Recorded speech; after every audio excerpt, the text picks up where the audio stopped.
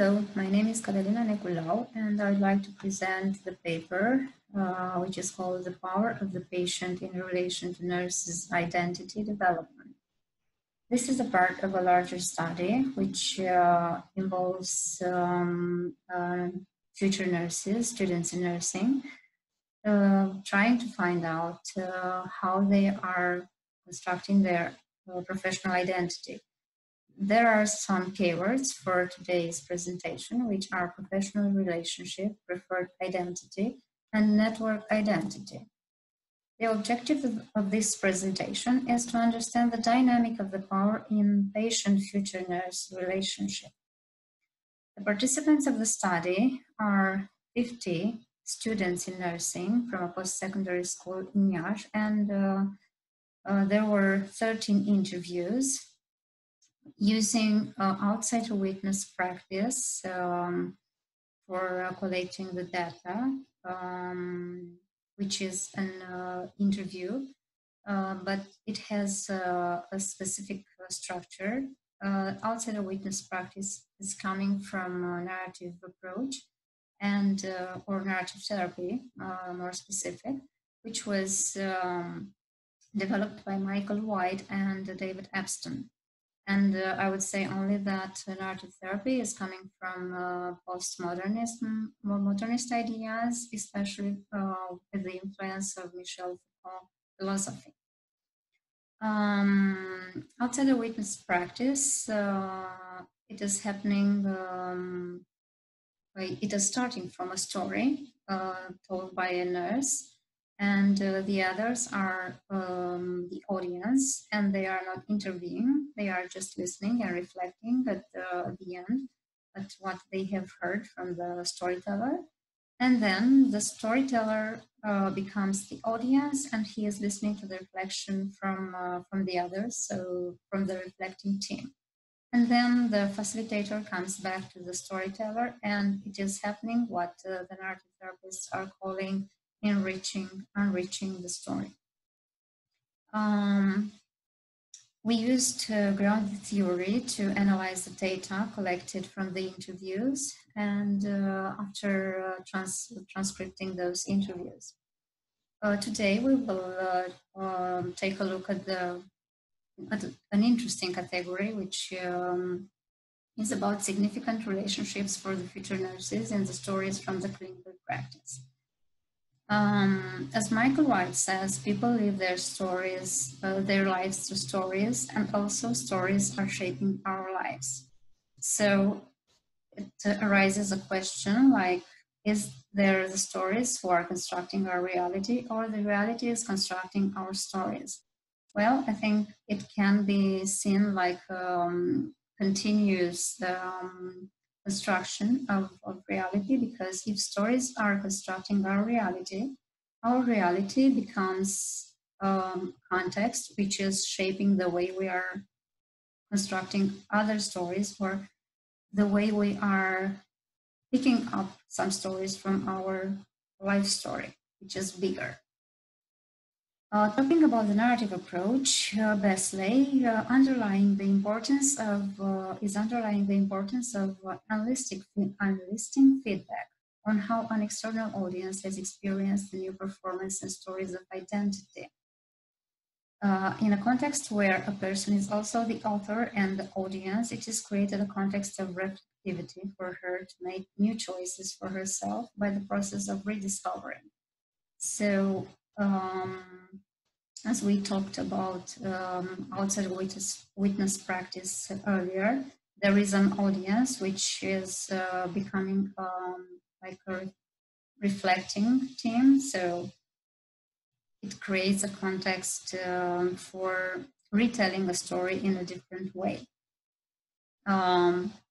So it is about the effect of the stories we tell about us, the effects on us, which becomes our reality, as I said earlier, and which makes us constructing new stories or thickening the old ones when we can have a sense of a stable identity, which makes us consistent with our values or not. It depends on what stories we are constructing.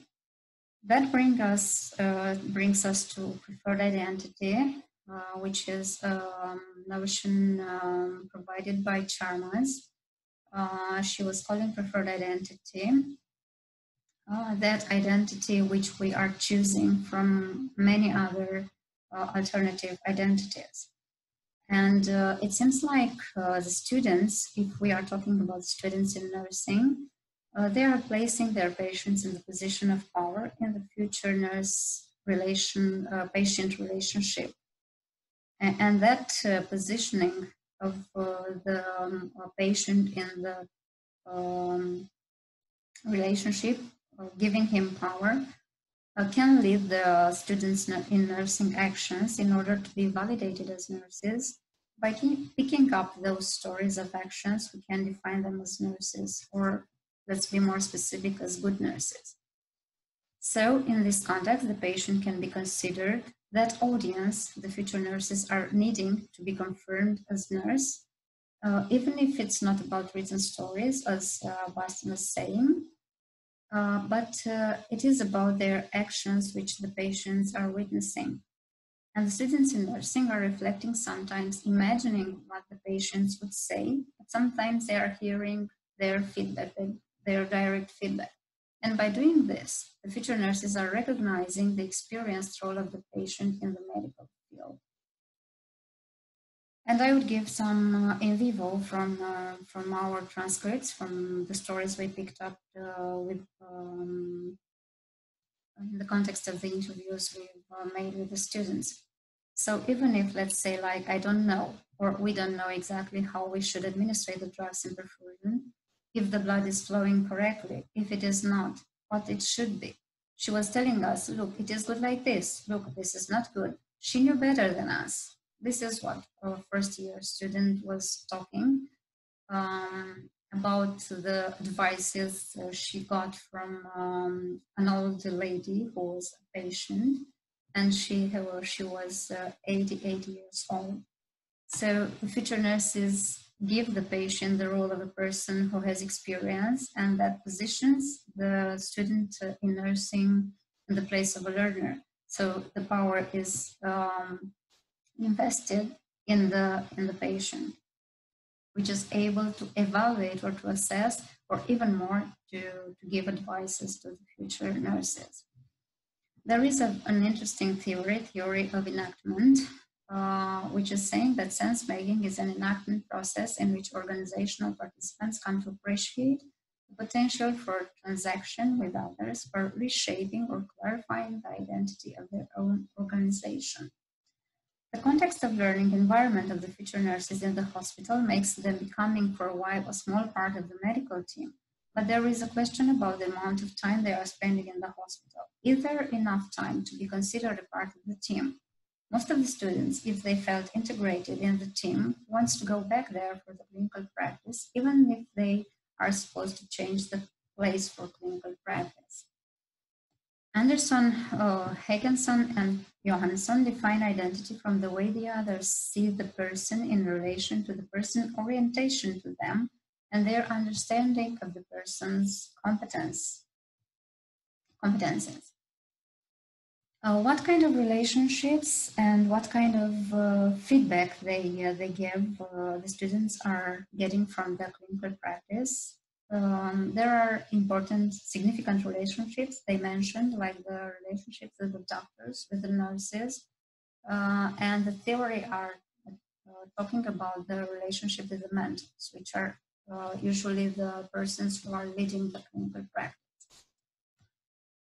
And we will talk a little bit about these relationships, and what we have noticed is the kind of is the power in these relationships, which usually belongs to the nurses and the doctors, which are experts or experimented persons in the medical domain.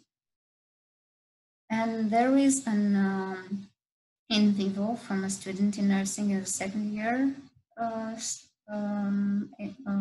medical studies, and also the communication with the nurses and with the patients, and especially with the doctor, because the doctors are telling you something like, you should take this patient to the operation room, or it is not allowed to eat or drink anything. Communication in the hospital is needed, no doubt about it. We can see that communication is direct. So the doctor is asking for the student to do some things. So they are just doing what the doctor are asking. So there is the power in the relationship that the nurses, future nurses, are subordinating to what the doctors as experts are saying.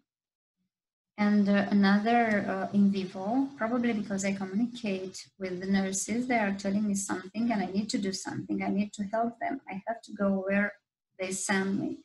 For example, I don't know, when I'm having more things to do, to take some documents, some blood tests, to take a patient for some results, I have them very well settled in my mind, and I'm thinking, if I'm not doing it right, I'm not inducing them, I'm inducing them that state of mind, like, I sent you somewhere and you didn't do it, meaning that I need to go by myself again.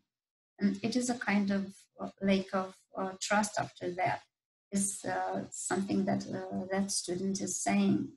So if they are not doing what the nurses are asking them to do, or what the doctors are asking them to do, it is like not being them recognized as good practitioners. Like, you are not allowed to, you're not able to do this kind of things. And there are some interesting ideas about the nursing practice, which comes from Barrow, McKim, and Gascoigne, which are talking about what Wenger describes in relation to that what future nurses, in the way that future nurses are admitted to what he calls community of practice. He says that the rituals and activities which the future nurses are witnessing from a legitimate peripheral participation position are making them a part of this environment supported by experts, masters, and mentors. But thinking about mentors, we have noticed mostly from the first year of studies students that gives a very important role to the patients in assessing their medical interventions through the stories mentioned from the clinical practice. So their way to becoming what Davis calls expert practitioner themselves, the students in nursing are creating also significant relationships, not only with the experts and practitioners, but also with the patients who are validating them as nurses. Barrow, McKim, and Gascoigne are presenting Wegener's vision as layering of events of participation and ratification by which our experience and its social interpretation inform each other and come together to construct who we are through the constant work of negotiating the self. The authors considered that this process of negotiating may lead to the internalization of certain ways of being and behaving as healthcare professionals. We also have some other kind of influences in the stories coming from the students in nursing when they are talking about the clinical practice. And there are parents, relationship with the parents, with the grandparents, especially grandmothers, sisters, which are usually identity examples. For example, they are a person from where they have learned how to behave in a nice way with the people, how to be good to people, how to love people, how to communicate with the people, etc. So there is just one in vivo. We have more, but the time is running. When I would like to prove my father that was not in vain all what he has done for me, and to prove this this while he is still alive. So it is like connection, or like a continuous modeling from this identity model of the student, which makes her behave in a certain way, trying to prove to her father that what he did, it was not in vain. But there are also other relationships in the clinical practice, and as I said earlier, it is the relationship, the future nurses and the patient. And then I have said, she is right. And that was what I did. I changed my attitude towards me. And I said, even if it will happen again, maybe, to not be sure on what you are doing, but you need to give the impression, not to give the impression that you don't know how to do it or that you are not sure. When you start doing something, if you don't know, you better step back or ask your colleague, or I don't know, but the patient doesn't have to see your insecurity. Because as my colleague said, you're eaten, meaning that you are finished. He won't let you do the technique. He will ask for someone else, or he will find you other reason not to let you do the technique. So that seems to be important for the student. And what is important is that we are talking about the second year student in nursing, and we can see a little bit difference between the attitude from the first year of study student, which said that what the patient is saying is very important and that they need to act so they can get a positive answer, a positive feedback from the patient. But here, the student, which is in the second year of studies, and she interacted more with other nurses and other patients, she's saying that you don't have to give this impression. It seems like she doesn't give so much power to the patient already. Here is another confession of a student. When I entered for the first time in the hospital, I was very welcomed by other nurses, and the fact that now is still the same. Each time I'm leaving, nurses are saying, "Anne, thank you. I hope you will come back. I think you are the only one who makes a great job helping us here." That simple fact of being thanked that I have done something today and it was not for nothing. So this is something which comes from a first year studies student, which is related to what an experienced nurse is saying to her. So it's a kind of validating of her role. Well, as Barrow, McKim, and Gascoigne are saying, the social construction of professional identity is influenced by their own background and culture through their social interactions. They experience norms and behaviors of professional groups of which they are junior members, and society's expectation of the nature of the work they do and the manner in which they might do it. But also from this environment is not only the professional groups which are important, but also some significant interactions with the patient mentioned by the students in nursing are to be explored. Because as we could see, there are stories not only from the relationships with the doctors and the nurses, but also from the patients. And it seems like if at the beginning the students are putting the patient in the position of power in their relationships, seems like in time they are changing this position, but that is something already to be explored in other studies. I hope my presentation caught your attention, and I say that thank you for watching this presentation.